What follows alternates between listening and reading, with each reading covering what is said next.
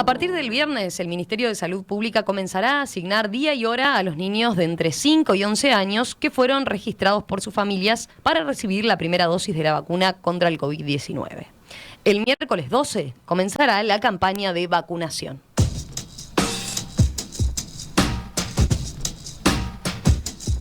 La posibilidad de vacunar a este grupo de la población se maneja al menos desde septiembre del año pasado, cuando los casos nuevos de la enfermedad se empezaron a concentrar en la población no inmunizada, específicamente en niños. Finalmente, el 24 de noviembre, el Ministerio de Salud Pública dio luz verde. No obstante, esta nueva etapa en el proceso de inmunización no estuvo libre de discusión, incluso entre los propios médicos. Vamos a evacuar dudas sobre la necesidad, la efectividad y la seguridad de la vacunación en niños. Para eso estamos esta mañana con la doctora Mónica Pujadas, pediatra, epidemióloga, que integra el grupo ad hoc para las vacunas contra el COVID-19 de la Comisión Nacional Asesora de Vacunación y es además recientemente la presidenta electa de la Sociedad Uruguaya de Pediatría. Doctora Pujadas, ¿qué tal? Buen día, un gusto saludarla. ¿Cómo le va? Buen día, el gusto es mío, Romina, y aprovecho a desearle feliz año, que todavía estamos en días de inicio del año. Es cierto. Muchas gracias igualmente para usted. Usted arrancó con mucha actividad, por lo visto. Sí. Son días que tienen la agenda muy cargada, en particular los pediatras, ¿no? Y en su caso por la doble condición también de epidemióloga, presidenta de la Sociedad Uruguaya de Pediatría. Bueno, Gastón, ¿empezás vos? Bueno, doctora, los niños van a ser vacunados con Pfizer, ¿no? ¿Por qué se eligió esa vacuna? Bueno, en primer lugar agradezco mucho la oportunidad de poder compartir con ustedes y la audiencia información que creo que es muy importante tenerla y poder compartir. La vacuna de Pfizer se eligió por varias razones. En primer lugar, tenemos que considerar que el análisis que se venía haciendo ya desde el inicio, desde que empezó a haber de hablarse de vacunas COVID, se fue analizando la pertinencia de ir ampliando edades, o sea que el extender a la edad de 5 a 11 años es un eslabón más, un paso más en lo que es la estrategia de vacunación. Eso como para contextuar, ¿verdad? Entonces, ¿por qué avanzar hasta estas edades? Que ahora explicaremos algo más. Y por otro lado, se seleccionó, como tú preguntas, la plataforma Pfizer, una plataforma de ARN mensajero, porque de las que hay disponibles, y como ustedes saben no es la única que se está utilizando en niños en el mundo, pero sí es la que hasta el momento y a la hora en que se tomó la resolución por parte de la Comisión Nacional Asesora de Vacunas, era la que tenía evidencias publicadas, comunicadas en revistas arbitradas y con evidencia científica de estudios de fase 3 específicamente realizados para este grupo etario. Y por otro lado, porque también, como ustedes saben y como también se ha mostrado en los estudios realizados en nuestro país, es una vacuna que ya con más de un año de aplicarse en el mundo ha demostrado perfiles adecuados de efectividad y también de seguridad. Básicamente ese fue el criterio de por qué se seleccionó esa. Otros países, incluso en la región, están usando otras plataformas como de virus inactivados, pero en el caso de Uruguay, entonces el motivo fue ese. Uh-huh. Sí, recuerdo que sobre esto habíamos conversado particularmente cuando la Comisión Nacional Asesora de Vacunación había definido, ¿no? Que se iba a dar esta dosis. De todas formas, me parece que vale la pena eso, aclarar por qué se había resuelto Pfizer en particular y las características, ¿no? Porque hasta ahora, según el Ministerio de Salud Pública, la vacunación en niños se ha aprobado, como el resto, también para uso de emergencia, ¿verdad? Es decir, que los estudios todavía no están 100% completados. La pregunta cantada es, ¿cuán seguras son las vacunas contra el COVID en este grupo de edad?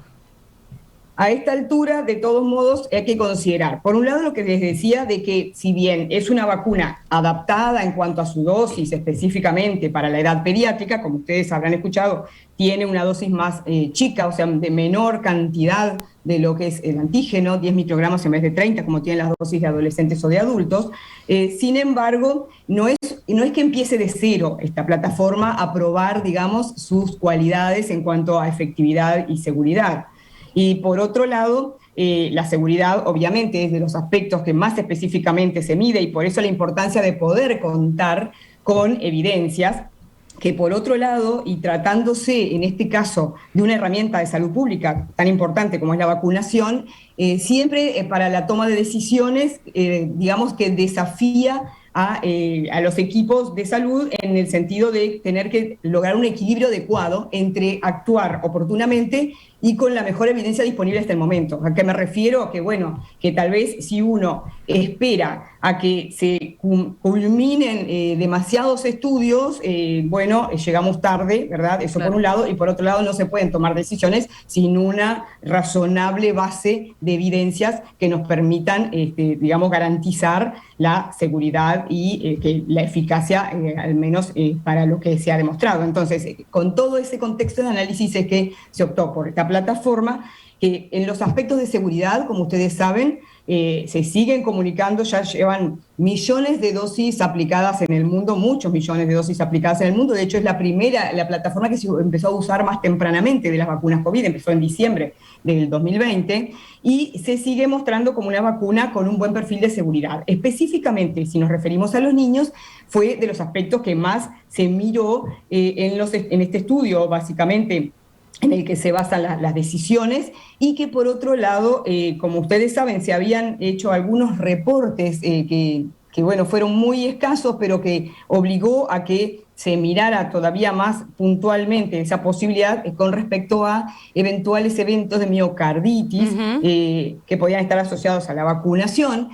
Siempre, primero, la incidencia fue baja, segundo, todo lo que hace a que fue realmente de buena evolución, a diferencia de lo que puede pasar con las miocarditis o pericarditis que ocurren por el mismo virus del SARS-CoV-2, que son mucho más severas. Pero bueno, específicamente para ese que era de los eventos adversos que más se estaba mirando, tenemos por un lado los datos comunicados del estudio específicamente realizado en niños de 5 a 11 años, en el que no se reportaron estos eventos. Y por otro lado, y que creo que es mucho más contundente, dato de la vida real, porque Estados Unidos ya lleva vacunado más de 8 millones de niños, y en 8 millones de dosis aplicadas, perdón, y dentro de ellas reportó 15 miocarditis que posiblemente asociadas a vacuna, lo que hace que obviamente la incidencia sea extremadamente baja, y que de esas 15, 11 ya se recuperaron completamente y 4 están en vía de recuperación. O sea que, siendo ese uno de los eventos que más nos preocupaba, digamos, en cuanto a valorar por la seguridad, con esos datos ya también podemos afirmar que es una vacuna segura y que incluso es esperable por las características biológicas de esta franja etaria, que no tienen el influjo hormonal que pueden tener los adolescentes, por ejemplo, que el tipo de efectos adversos que puedan estar vinculados a una respuesta inflamatoria exagerada, digamos como una hiperrespuesta, sean menores. Y esto es como que se viene constatando justamente a través de los datos. Entonces, resumiendo un poquito, los efectos adversos que más se han reportado han sido sobre todo locales, dolor en el sitio de inyección, algo de fiebre, algún dolor de cabeza, todos rápidamente reversibles y de baja frecuencia. Y efectos adversos graves realmente han sido muy, muy, muy escasos. Y como siempre decimos cuando hablamos de seguridad en las vacunas, que por supuesto hay que seguirlas midiendo y muy de cerca, y para eso es fundamental la colaboración de toda la población, de poder reportar, de poder avisar si ha pasado algo luego de su vacunación, pero que, como siempre decimos, hay que hacer un balance entonces entre el riesgo y el beneficio. Y en este sentido, déjenme decir que en los niños, contra lo que inicialmente describíamos o se veía, la infección por el SARS-CoV-2 tiene un impacto importante y que además ese impacto fue variando a lo largo de la pandemia, como tú bien señalabas, Romina, en la medida en que se fueron inmunizando, ya fuera por la vacunación o porque cursaban la enfermedad de las edades mayores, se fue desplazando el foco, digamos, etario a edades menores de la infección, y esto ha condicionado, por un lado, situaciones de enfermedad de los niños, que muchas veces incluso siendo asintomáticas, después podían tener complicaciones, como es el famoso síndrome inflamatorio multisistémico pediátrico, que se describió específicamente para estas edades, y que se puede presentar en niños que cursan COVID asintomático o sintomático, o sea, no es necesario haber tenido síntomas para poder desarrollar esto. Y lo otro es que estamos viendo en nuestro país también, en el mundo se comenzó a alertar por allá por agosto, septiembre, la presencia de lo que se llama el síndrome de COVID prolongado, que es una situación en la que se prolongan síntomas que se tienen de COVID o reaparecen incluso meses después. Y esto realmente generó preocupación en grupos de pediatras y de padres que surgieron en Europa, porque se vio que los niños, al igual que los adultos, también tenían esta posibilidad de desarrollar ese síndrome de COVID prolongado o long COVID, y que impacta muy especialmente no solo en su salud física, porque condiciona a veces que persistan con cansancio, fatiga muscular, que no pueden reintegrarse adecuadamente, por ejemplo, a realizar deportes, con trastornos cardíacos, con trastornos respiratorios, pero también con trastornos cognitivos o de dificultades en el aprendizaje, con trastornos en la esfera psíquica, con depresión, etcétera, vinculado directamente, en este caso estamos hablando a la infección, más allá de todo lo que también hemos analizado mucho del impacto que puede tener por las medidas que se adoptan para limitar la infección, ¿verdad? O sea que, en primer lugar, señalar eso, en los niños, en esta franja etaria en particular, no es inocuo tener COVID, más allá de que la mayoría lo han cursado, o por lo menos un buen número lo pueden cursar asintomático, aún ellos no están exentos del riesgo de complicaciones. Y ¿verdad? siempre esas complicaciones son, por lo que estaba diciendo, peores que lo que eventualmente podría ser si se llegara a dar algún efecto adverso de la vacuna, que como señalaba también, los estudios indican que esos efectos adversos son muy limitados, ¿no? Pienso en que desde la última vez que hablamos, desde que la Comisión Nacional Asesora de Vacunación aprobó la inoculación en niños, claro, en el medio tuvimos que empezó efectivamente a extenderse las campañas de vacunación en niños, en esta franja en particular, en otros países, y esa prueba que usted señalaba de los 8 millones de dosis aplicadas a menores, claro, resulta por eso mucho más eficiente que incluso esos estudios en los que ustedes se habían basado, ¿no? O sea, esa es la prueba real, lo más concreto para tener esos datos de la poca incidencia de efectos adversos, entonces, una vez suministrada. ¿Entendí bien?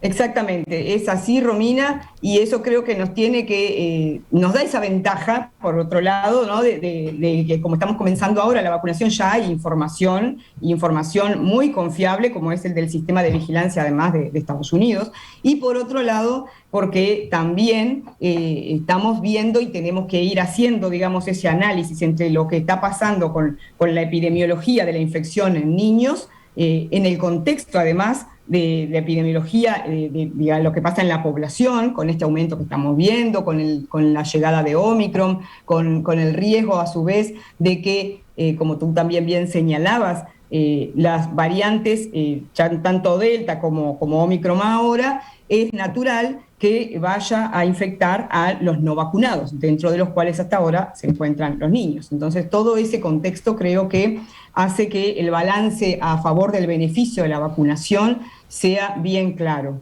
Eso incluso, yo le iba a preguntar por esa puntualización, ¿no? Teniendo en cuenta este nuevo escenario de una variante Omicron tan presente y que aparentemente es la que explica la cantidad casi exponencial de contagios que estamos viendo. Hay quien puede pensar quizás, bueno, pero si es tan leve, capaz que, a ver, tos y un resfrío o mocos los niños tienen todo el año. Capaz que es mejor que agarre esta variante y no pasar por la vacuna, que me genera más dudas. Puede existir ese razonamiento teniendo en cuenta que, por lo visto, la variante Omicron da efectos, por lo menos así, a simple vista, más leves, ¿no? Respecto a ese planteo que puede existir en la población, ¿qué es lo que argumenta usted? Bueno, por un lado, que si bien es, digamos, entendible ese planteo, hay que hacer una precisión. La información que nos llega de los países que están cursando con Omicron es que es más leve en general en población vacunada, en general. hay países en los que la tasa de vacunación no es tan buena como la que tenemos en Uruguay, por ejemplo, y que se han registrado aumento de las hospitalizaciones. Entonces, hay que, primero que todavía falta más información para terminar de caracterizar a la presentación de la variante Omicron, y por otro lado, que aún siendo más leve, no está exenta de, al ser tan extremadamente contagiosa y que aumentar tanto, digamos, el número de casos, obviamente también aumentan las probabilidades de que dentro de esos casos haya algunos que sí sean más graves y que, por otro lado, como decíamos, van a ser más frecuentes en los no vacunados. Entonces, ese es uno de los aspectos a considerar. El otro aspecto a considerar, y está también contemplado en lo que son los objetivos de la vacunación COVID en general y en especial para esta franja etaria, es que además de su protección individual también, el objetivo es mitigar el impacto que implica la infección, y la distorsión que implica la infección en cuanto a tratar de evitar al máximo que los niños vuelvan a tener interrumpidos sus procesos educativos, por ejemplo. Entonces, eso, más allá de que una variante pueda causar casos más leves, si lo que causa igual son casos, necesariamente va a haberse resentido lo que es la continuidad en la asistencia escolar o, por ejemplo, en el desarrollo de deportes o actividades básicas para lo que son estos grupos etarios. Entonces, creo que con esa perspectiva también hay que pensar los beneficios de la vacunación. No exclusivamente que sí lo hace, ¿verdad? Y muy especialmente evitar los casos graves, las complicaciones y la muerte, sino también evitar, entonces, que haya que tomar medidas que necesariamente afectan lo que es, y como ya se demostró ampliamente, todo lo que implica el interrumpir el proceso, sobre todo educativo, en el caso de los escolares. ¿Gastón? Bien, esto como ya dijimos empieza esta franja etaria a los 5 años, ¿no? Que es una edad, y vos Romina lo decías hoy más temprano, en la cual los niños reciben varias vacunas contra la polio, la varicela, triple bacteriana, sarampión, rubiola, paperas. ¿Cómo se inserta esta vacuna contra el COVID en este esquema? Sí, los niños, como ustedes bien señalan, son digamos, edades que están habituados a recibir varios tipos de vacunas.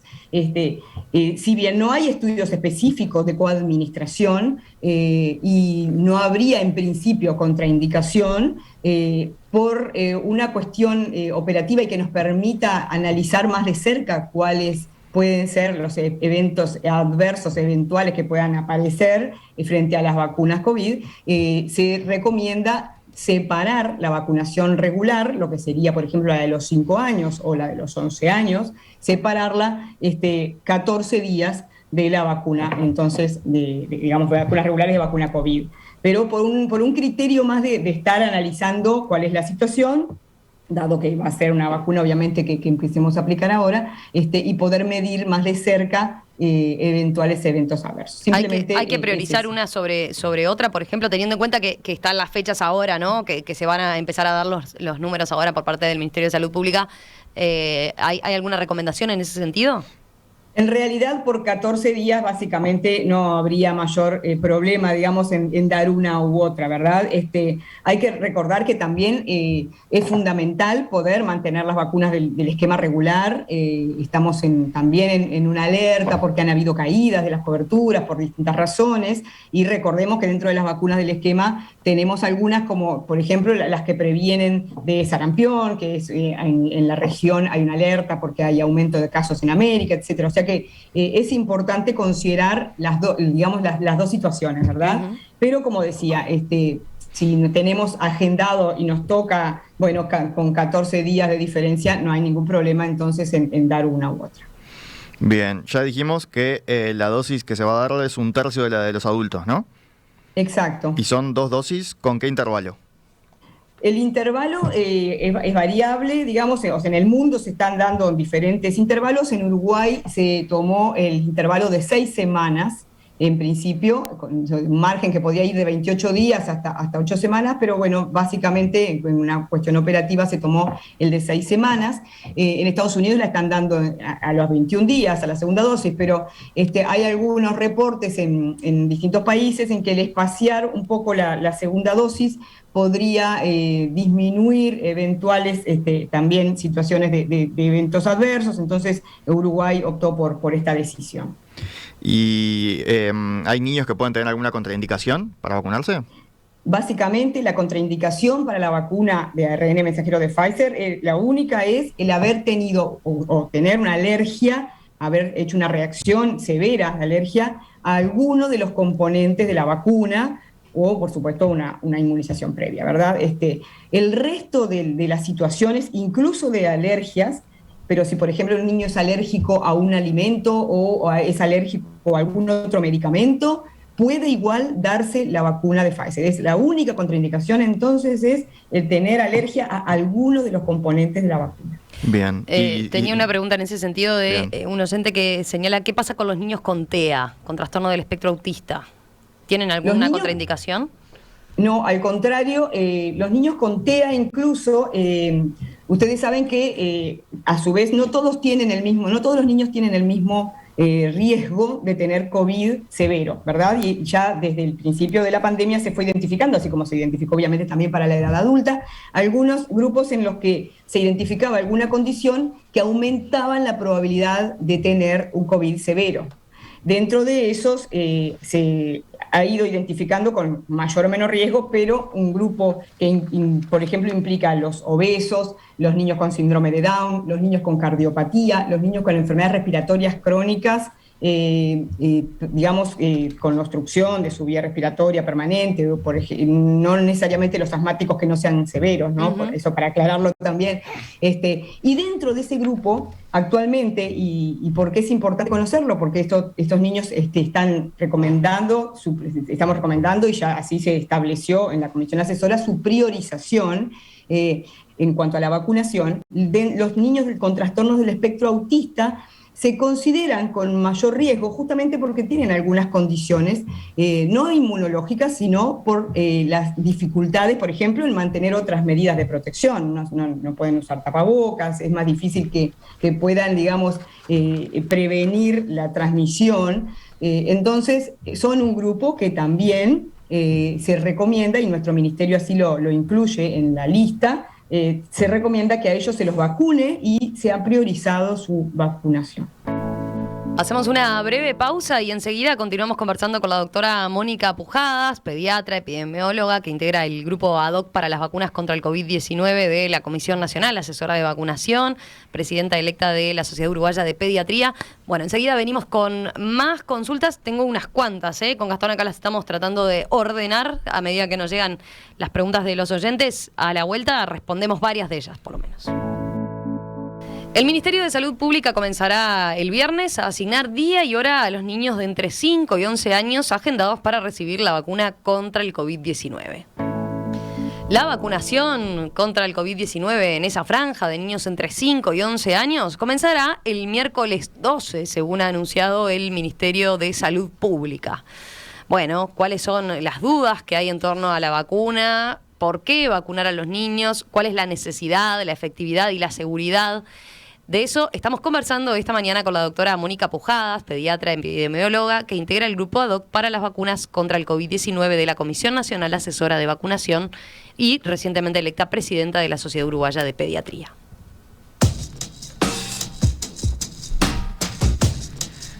Doctora, me quedaba colgada una pregunta del capítulo anterior, que es si el niño ya tuvo COVID, ¿igual es necesaria la vacunación?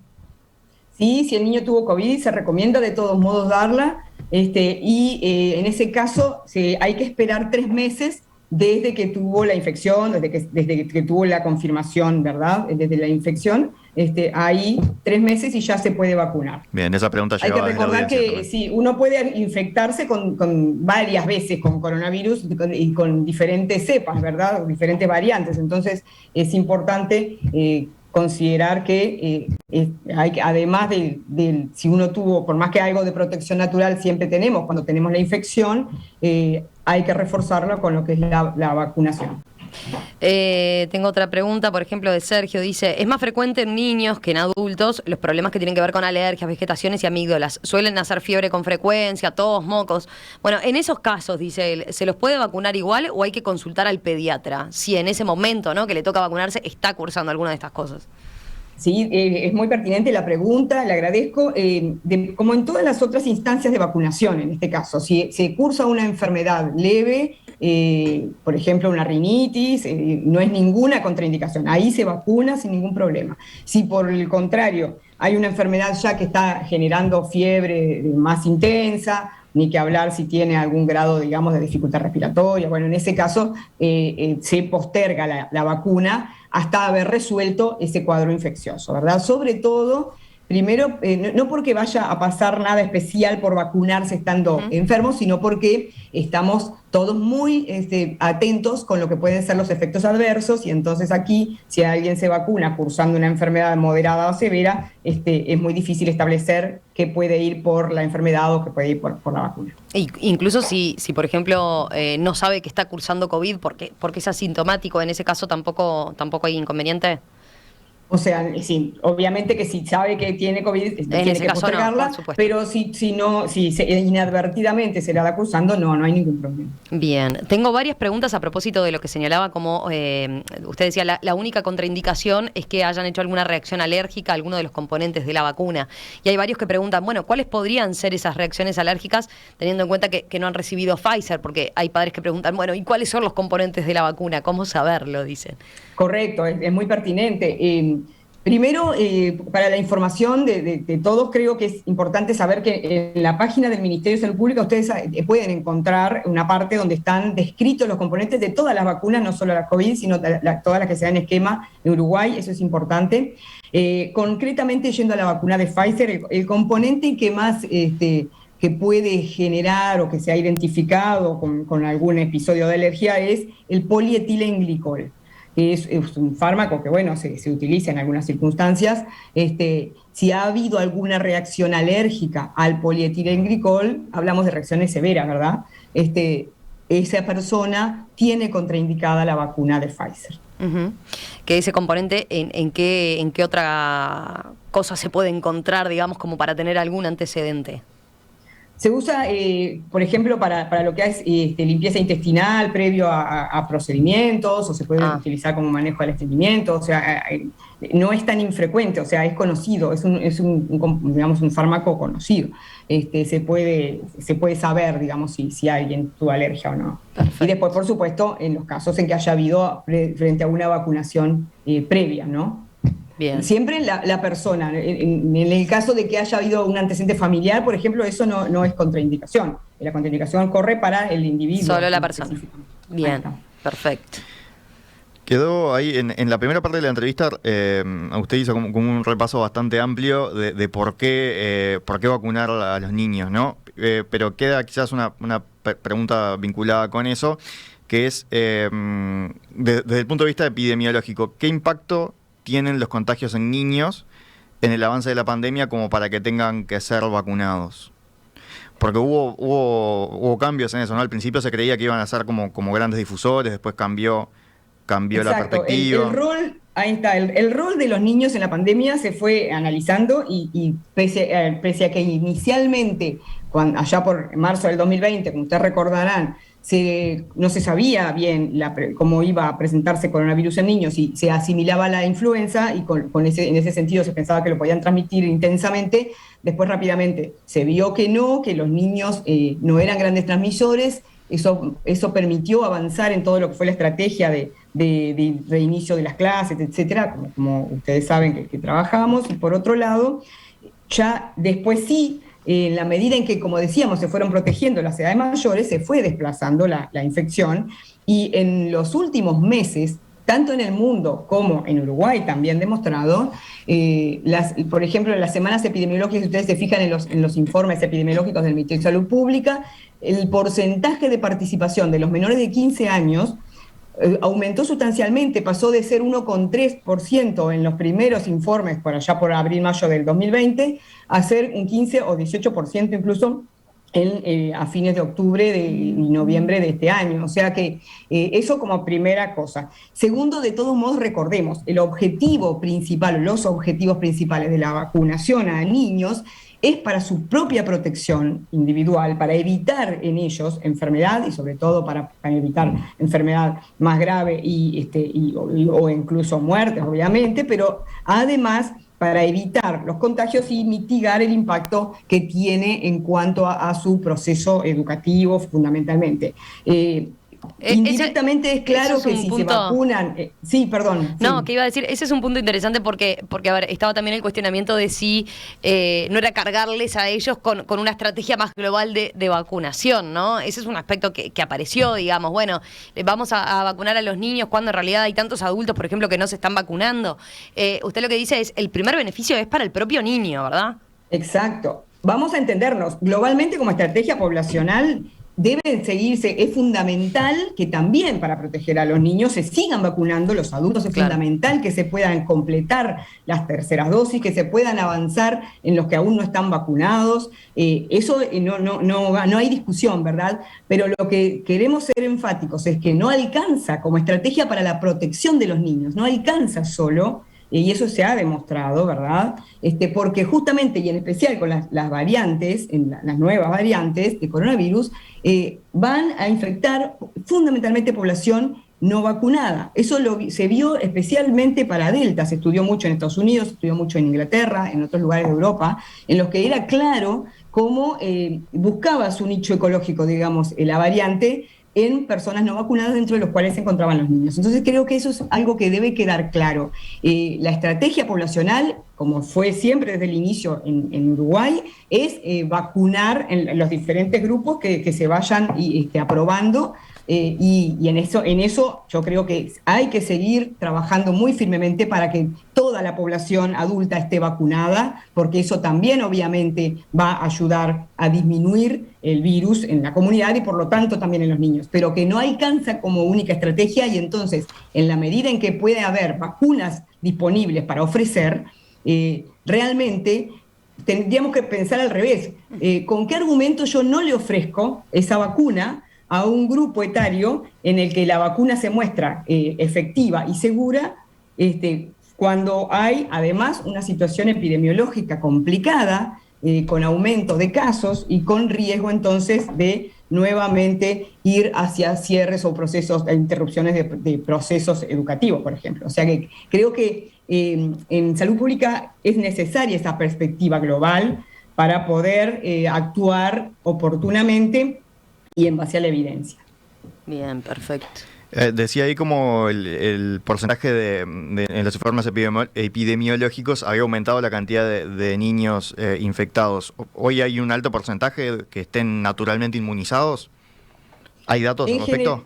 No, datos, los últimos datos con los que contamos son del último informe epidemiológico, son los que muestran que uno ve ese aumento en la participación, ¿verdad? Todos fuimos, digamos, escuchamos lo que mostraban en cuanto a que fue en diciembre, por ejemplo, los brotes escolares, etcétera. Sí. Un dato que también quería transmitir es que así como hubo cambios epidemiológicos en lo que es la implicancia de niños en el número de casos, también lo hubo en el rol como transmisores. Los niños inicialmente, como decíamos, no era muy infrecuente, prácticamente no constituían casos índices, o sea, no, en general los niños reflejaban lo que pasaba en la comunidad, se enfermaban a través de los adultos. Sin embargo, en estos últimos meses, y a propósito justamente de este cambio epidemiológico, el Ministerio reportaba que, por ejemplo, para el mes de octubre, de todos los seguimientos que hizo, de las situaciones de brote y todas las investigaciones que habían hecho de seguimiento de los casos y contactos, el 42% de los casos habían tenido como caso índice, de los brotes habían tenido como caso índice un menor de 12 años.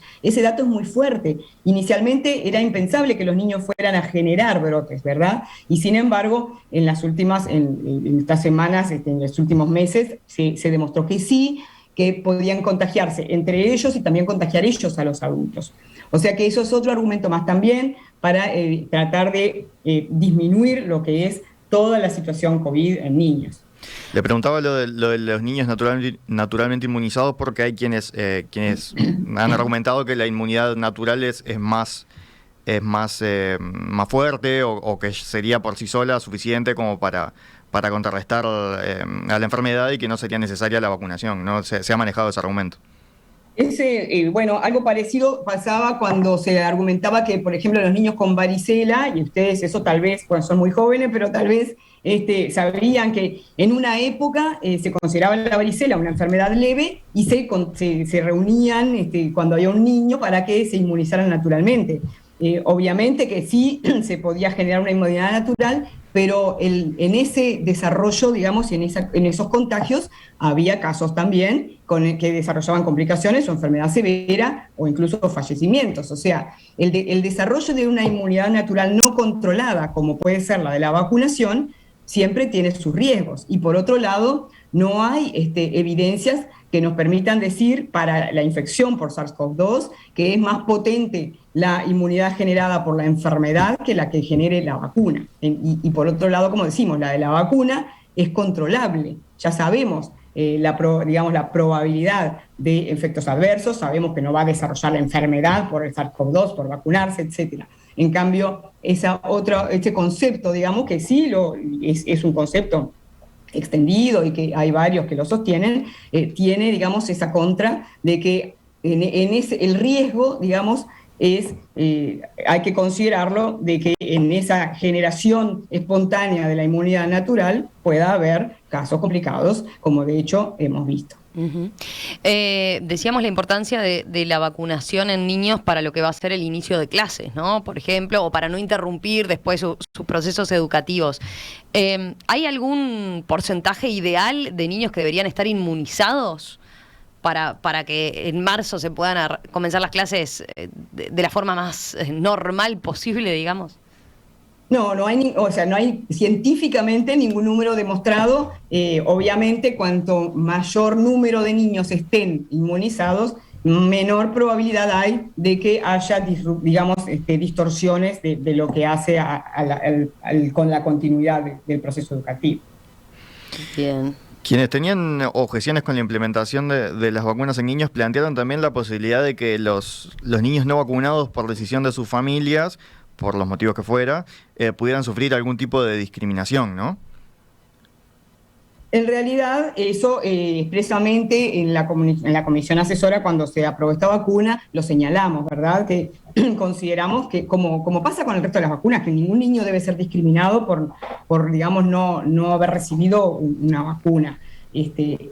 Eso no quiere decir que para evitar una eventual situación que desestimulamos, no haya que ofrecer una vacuna como una medida que ya sabemos que ha resultado probadamente efectiva y segura. Entonces me parece que también podríamos plantearlo al revés. Si nosotros dejamos de ofrecer esa vacuna a un grupo en el que sabemos que tiene sus consecuencias la infección por SARS-CoV-2, ¿no sería también discriminación? O sea, creo que acá tenemos que pensar que la discriminación no es un evento que uno vaya a promover porque promueva la vacuna. Pero ahí la solución no sería, en realidad, para evitar cualquier tipo de discriminación en uno u otro sentido, la obligatoriedad y chau. ¿Por qué se sigue sosteniendo que, por cuáles pueden ser los argumentos por los cuales todavía no es obligatoria, y menos en esta población, ¿no? Porque estamos hablando también de, claro, un público que la va a recibir que no, quizás de por medio hay hasta prejuicios de sus padres, ¿no? Que dicen no quiero vacunarlo, por ejemplo, ¿no? ¿Cuántas vacunas hay que son obligatorias en niños? Te las vienen a dar a la escuela, ¿no? Por lo menos en mi época, ¿no? Que ni siquiera estaban los padres. El tema obligatoriedad obviamente no está laudado, es un tema que sigue generando mucha discusión. Yo creo que en este tipo de vacunas se apela fundamentalmente a la información, a que se entienda cuáles son los beneficios, cuáles son los eventuales riesgos y sobre todo a entender que con toda la información disponible siguen siendo ampliamente mayores entonces los beneficios de la vacunación frente a eventuales efectos adversos y que por otro lado la infección por el SARS-CoV-2 no es para nada inocua en los niños y que sí también tiene muchas más probabilidades un niño de cursar una complicación, como por ejemplo puede ser una miocarditis después de tener la infección, que a una asintomática que si se vacuna. Eso creo que es un concepto, porque también inicialmente se creía que a los niños no les pasaba nada, y eso creo que es importante que la gente entienda, que los niños, como decíamos, tienen sus riesgos por cursar SARS-CoV-2, infección por SARS-CoV-2.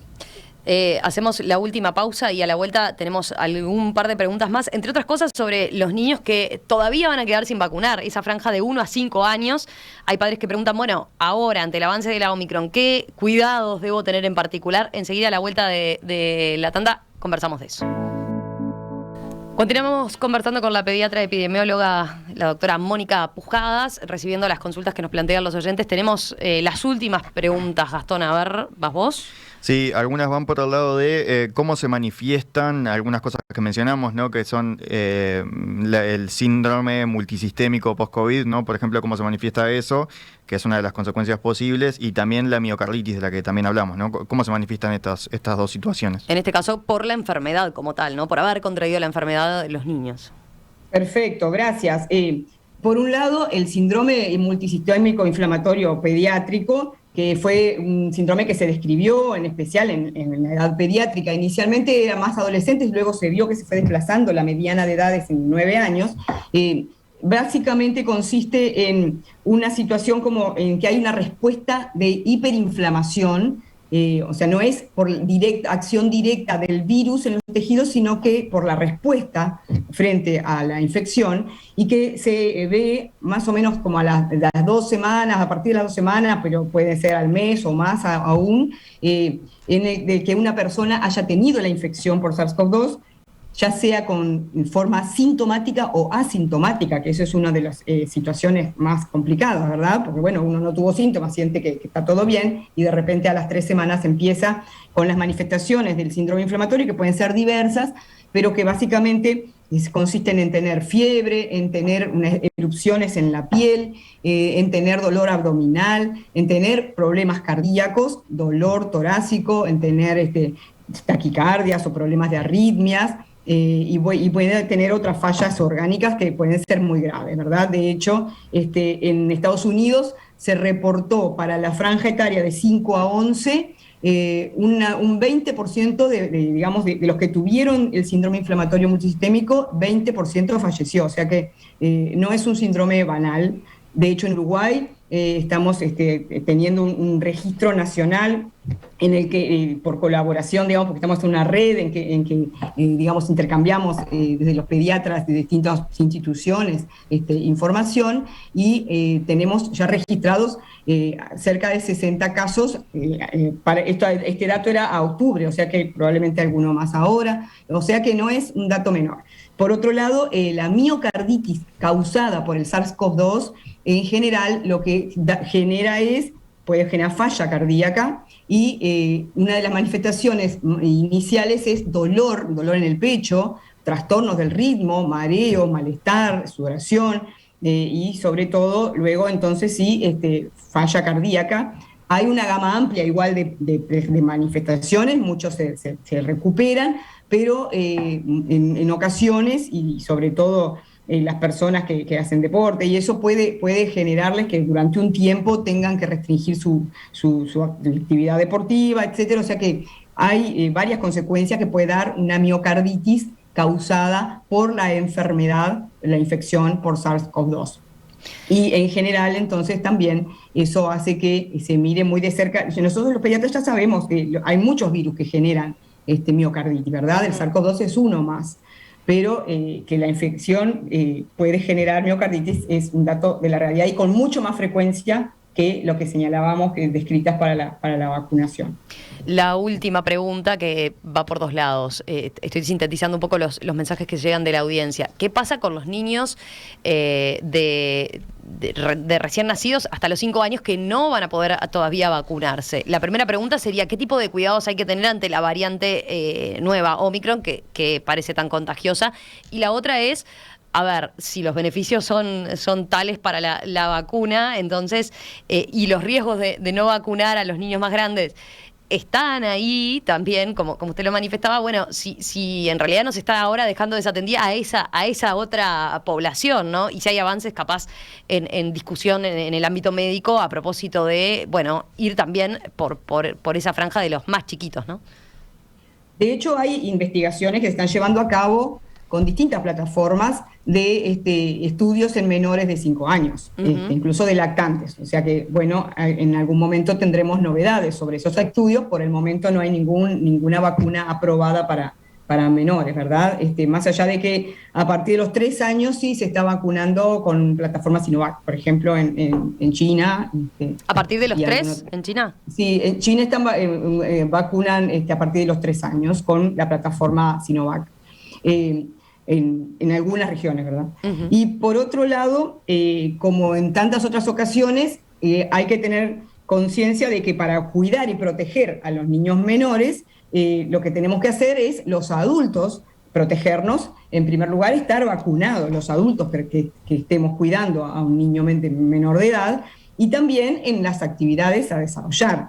En estos momentos en especial de aumento de casos, creo que todos sabemos bien cuáles son las medidas para cuidarnos, más allá de que estemos todos cansados de esta situación de coronavirus, que ya va a estar para los 2 años dentro de poco, pero que es extremadamente necesario entonces no exponer a los niños pequeños a zonas donde haya aglomeraciones o zonas donde puedan contagiarse más fácilmente, pero fundamentalmente entonces insistimos mucho en la vacunación de la población adulta y de la población que tenga habilitada entonces la vacuna.